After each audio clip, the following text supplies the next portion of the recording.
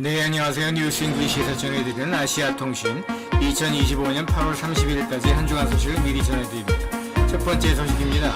미국의 관세 폭탄 25% 추가에 인도의 모디 총리가 발끈하고 나섰습니다. 그리고 이번 주간에 실적을 발표하는 아주 중요한 기업 두 개가 있는데, 첫 번째는 미국의 반도체 기업이죠. 엔비디아이고, 두 번째는 중국의 전기차 및 배터리 기업이죠. BYD입니다. 세 번째 소식입니다. 미국과 인도네시아가 연례 군사훈련을 합동으로 이번에 인도네시아에서 개최를 하는데 한국군도 여기에 참여를 합니다. 그리고 홍콩에서는 비트코인 아시아 2025 연례 행사가 열립니다.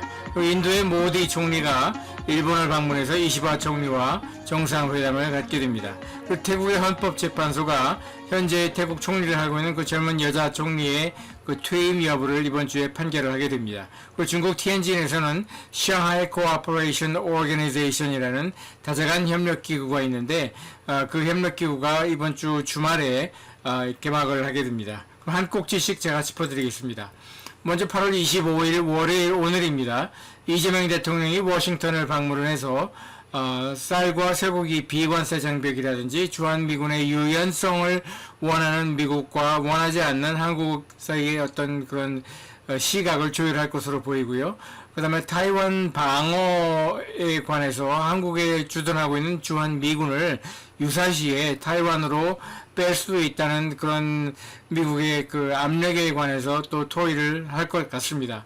특히 쌀과 쇠고기 30개월 이상 되는 또 뼈가 붙어 있는 그런 쇠고기 수입에 대해서 저는 전면 자유화를 해야 한다고 주장을 하는데, 한국 사회 여론은 안타깝게도 그런 합리적인 주장에 굉장히 반대를 하고 나서고 있습니다.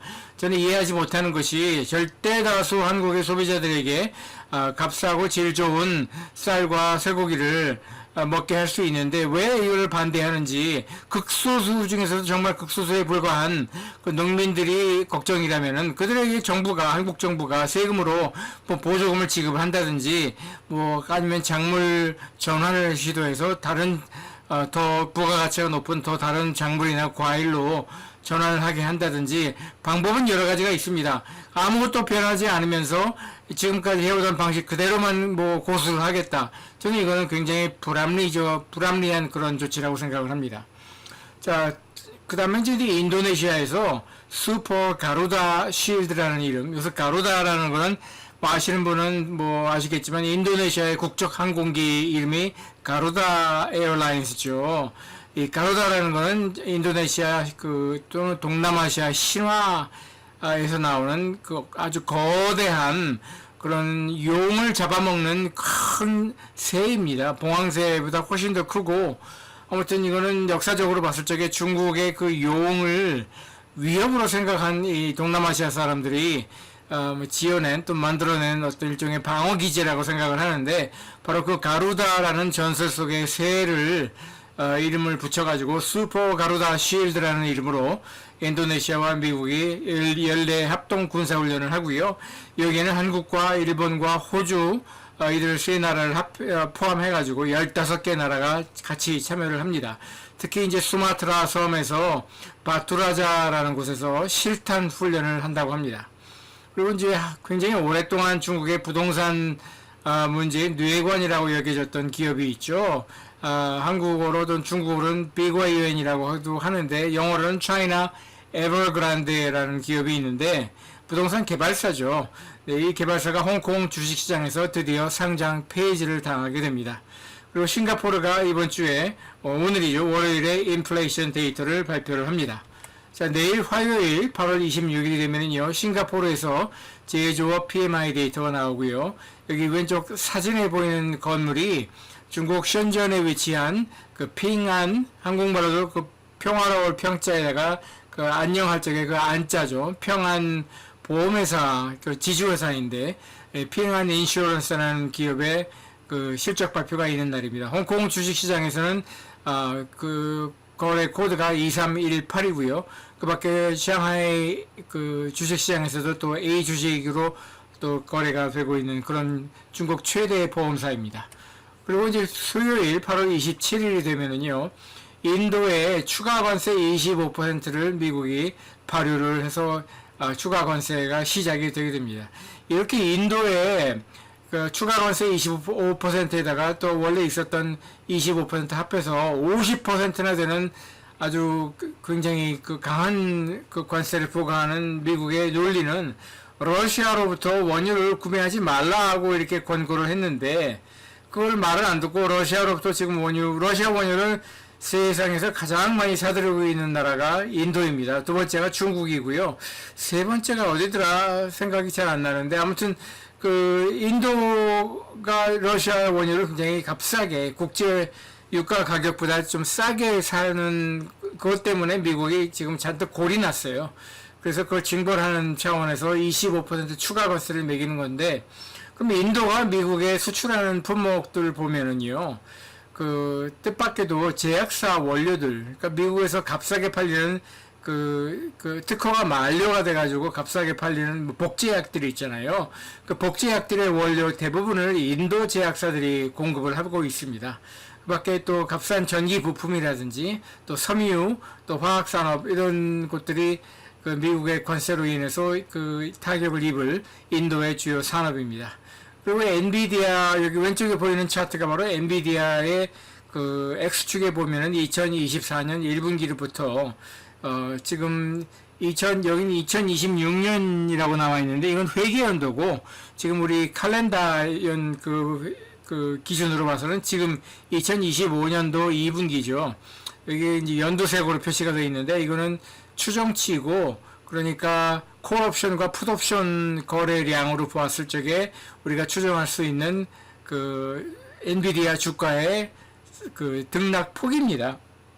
그래서 위로도 6% 정도 오를 것 같고, 또 만약에 실적 발표에서 실망스러우면은 마이너스 6% 떨어질 수도 있다는, 그래서 플러스 마이너스 6%를 지금 보이고 있는, 이걸 implied move라고 하죠. 그러니까 콜옵션과 풋옵션이 시사하는 거래 구간입니다. 일종의 밴드가 되는데, 아무튼 2024년부터 분기별로 실적 발표를 하는 당일 다음날, 왜냐면 실적 발표를 항상 장이 마감한 직후에 발표를 하니까 다음날 거래 실적을 봐야 되는 거니까 실적 발표 다음날 주가 움직임을 분기별로 표시를 한 겁니다. 보면 실적이 예상치를 뛰어넘었을 적에는 굉장히 많이 올랐고요. 실적이 예상치를 밑돌았을 적에는 실적이 주가도 역시 많이 떨어진 것을 우리가 알 수 있습니다. 그래서 지금 엔비디아 2분기 실적을 발표를 이제 수요일 장 끝나고 발표를 하는데, 그러니까 거래에 영향을 받는 거래일은 목요일이 되겠죠, 미국 시간으로. 중국에 수출 허가를 받은 H20, H200이 아니고 H20입니다. 구형 가속기 반도체를 중국 공산당이 처음에는 잘됐다, 우리 엔비디아 거 수입하자 그렇게 해놓고, 지난주인가 지지난주에 갑자기 태도를 바꿔서 엔비디아 반도체 쓰지 말라고 지금 이렇게 권고를 하고 있어요. 일종의 압력이죠. 그래서 중국의 화웨이나 샤오미나 이런 중국의 엔비디아의 중국 거래사들이죠. 고객사들에게 중국 공산당이 엔비디아 반도체 쓰지 말고 되도록이면은 중국에서 설계해가지고 TSMC나 이런 데서 생산한 중국 자체 개발한 그런 AI 반도체를 쓰도록 하라, 이렇게 지금 권고를 하고 있어서, 이거에 관해서 엔비디아 사측이 어떻게 앞으로 중국 사업을 전망을 할 것인지가 굉장히 주목을 끌고 있습니다. 자, 다음 8월 28일 목요일이 되면은요, 여기 왼쪽 사진에서 나오는 것처럼 이 홍콩 비트코인 아시아 2025라는 행사가 이틀간 개최를 합니다. 여기는 이제 트럼프의 둘째 아들이죠. 에릭 트럼프라는 사람이 와가지고 연설도 한다고 그러는데, 저는 이것도 미국 대통령으로서 정말 해서는 안 될 일을 지금 하고 있다고 생각하는데, 대통령의 가족, 두 아들이 앞장서가지고 지금 비트코인 뿐만 아니라 가상화폐 거래하는 그런 회사도 만들고, 전 세계를 돌아다니면서 자기들이 운영하는 회사의 가상화폐를 아주 크게 선전을 하고 다니고 있습니다. 그래서 아무튼 이번 홍콩 행사에서도 에릭 트럼프라는 사람이 와서 연설을 한다고 해서 지금 주목을 끌고 있습니다. 그 밖에 호주와 인도네시아 두 나라가 이번에는 호주 캔버라에서 2+2 그러니까 외교장관과 국방장관 2명씩 만나서 4명 장관이 모이는 그런 장관 회담을 열리게 됩니다. 2006년에 처음 시작한 뒤로 올해가 9번째라고 합니다.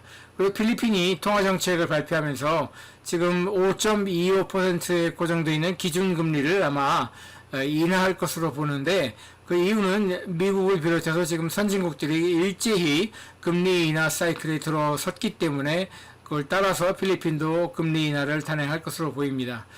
또 그의 가장 큰 이유는 필리핀 경제는 어떻게 보면 한국과 반대되는 그런 구조를 가지고 있어서 제조업은 거의 없고 그 소비가 제일 큰 항목이고 그 다음에 놀랍게도 필리핀 경제의 약 12%, 그러니까 GDP의 약 12%가 뭐냐면은 그 트랜스퍼 페이먼트라고 그래서 해외에 나가서 일을 하고 있는 필리핀 사람들이 본국으로 송금하는 돈이 있어요. 그게 어마어마합니다. 필리핀 기준에서는 적어도 GDP의 12%나 차지하고 있는데 아무튼 그렇게 봤을 적에 이제 그 필리핀이 이번에 통화 정책을 발표를 하면서 금리를 내릴 것으로 보이는데 금리를 내리게 되면은 당연히 이제 필리핀 통화 가치는 떨어지게 되고 그렇게 되면은 해외에서 들어오는 그 돈의 가치는 더 늘어나게 되죠. 왜냐면 달러화라든지 뭐 그 밖에 선진국 통화 가치는 올라가고 필리핀 화폐 가치는 떨어지게 되니까요. 자, 실적 발표하는 주요 기업으로는 RHB 뱅킹이라고 이게 말레이시아의 본사를 가진 말레이시아에서 네 번째로 큰 그 종합은행입니다. 그다음에 중국의 CITIC이라는 그 증권회사죠. 증권회사도 가지고 있고 뭐 그 밖에 뭐 소비자 금융도 가지고 있고 그 보험회사도 가지고 있는 종합금융회사인데 그 CITIC이 또 실적 발표를 하고요. 차이나 서던 그러니까 남방항공 중국의 4대 항공사 중에 하나인 차이나 서던 중국 광저우를 허브로 하고 있는 남방항공의 실적을 발표를 하고요. 악시아타라고 이거 생소하실 수 있는데 말레이시아 쿠알라룸푸르의 본사를 가지고 있는 텔레콤 회사입니다. 한국의 SK텔레콤이나 KT 같은 그 이동통신 회사를 출발을 해서 지금은 그 통신 그 인프라까지 포괄적으로 하고 있는 회사이고 약 1억 7,500만 명의 가입자를 가지고 있다고 하는데 말레이시아 인구가 2,500만이에요. 그래서 어떻게 해서 1억 7,500만이나 되나 봤더니 인도네시아에서 또 통신 서비스 사업을 하는데 그게 인도네시아에서 두 번째로 크고요.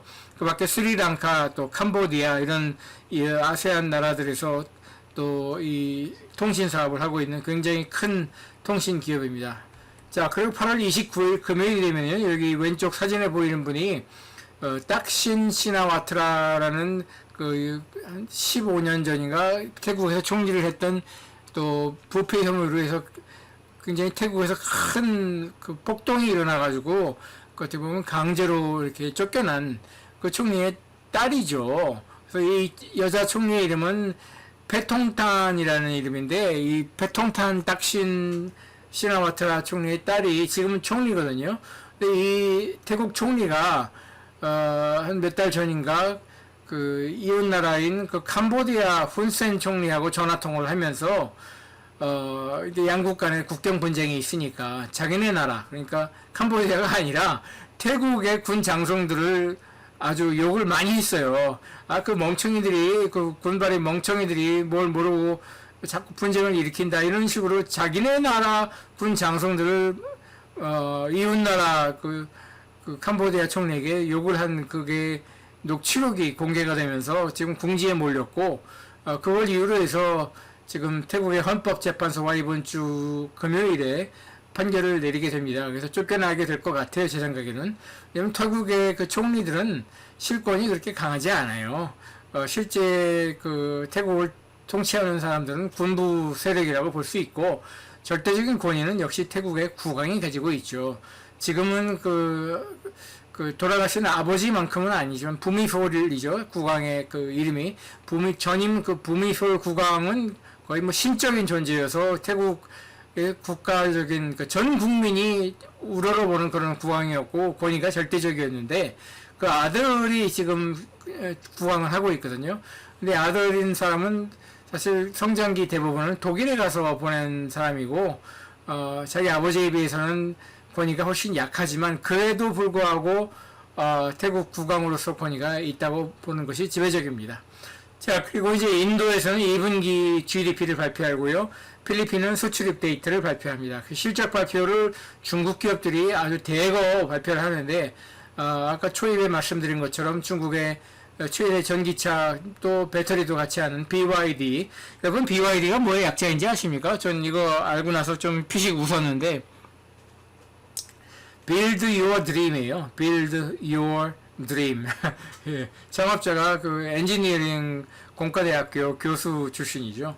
예, 근데 아무튼 그 중국 기업 BYD가 실적 발표를 하는데 왜 중요하냐면은 중국에서 지금 그 뭐 다른 제조도 마찬가지지만 특히 전기차, 배터리 이런 쪽에 공급 과잉이거든요. 그래서 중국 공산당이 지금 앞장서서 교통 정리를 해서 좀 없어져야 될 때는 그 실적이 부진한 곳들은 좀 지원을 끊고 해서 사라지게 하는 그런 지도를 하고 있습니다. 또 중국의 최대 어떻게 보면 인터넷 기업이라고 할 수 있는 그 알리바바도 실적 발표를 하고요. 그러면 중국의 건설은행, 또 중국은행, 농업은행, 공산은행, 뭐 이런 그 4대 은행들, 또 5대 은행들이 실적 발표를 합니다. 또 중국의 최대 그 선박 회사죠. 쇼핑 회사 코스코라고 있죠. 전 세계적으로 보면 3등 정도 됩니다. 그리고 이제 중국의 동방항공과 중국 국제항공이 역시 실적 발표를 하게 됩니다. 8월 30일 토요일이 되면은요, 이 왼쪽에 보이는 차트는 스리랑카라는 나라의 그 연간 그 GDP 성장률을 보여주고 있는데, 2022년에는 이제 코비드 때문에, 코로나 때문에 마이너스 7.8% 역성장을 했고, 하지만 그 2024년에는 플러스 1.7%, 그리고 올해 2025년에는 전부 한 해 통틀어서 플러스 2.4% 경제 성장할 것으로 보이는데, 그 중에서도 이제 2분기 GDP를 발표를 하게 됩니다. 그러면 이제 8월 31일 일요일이면은요, 여기 왼쪽 지도에서 보이는 것처럼 Shanghai Cooperation Organization이라는 이름의 그 중국이 주도하는 다자간 협력 기구예요. 이것이 이제 중국이 그 일종의 APEC이라는 그 다자간 협력 기구에 대항해서 자기네들이 주인공이 돼서 추진하는 그런 다자간 협력 기구를 만들었고요. 이것이 이제 매년 이제 행사를 여는데 올해는 이번 주 일요일에 개막을 하게 됩니다. 그래서 러시아 푸틴도 이제 정상회담을 하러 오고요. 인도의 모디 총리도 참석을 해서 특히 미국의 어떤 교역 정책이나 관세 폭탄에 공동 대응을 하는 문제라든지 또 우크라이나 전쟁의 솔루션에 관해서 이 샹하이 코어퍼레이션 오거니제이션 이 멤버 국가들이 자기네들이 생각하는 그런 솔루션을 좀 토의를 할 것으로 보입니다. 자, 여기까지 뉴스 잉글리시에서 전해드리는 아시아 통신이었고요. 그럼 또 9월 첫째 주에는 또 새로운 소식을 가지고 여러분 만나 뵙겠습니다. 고맙습니다.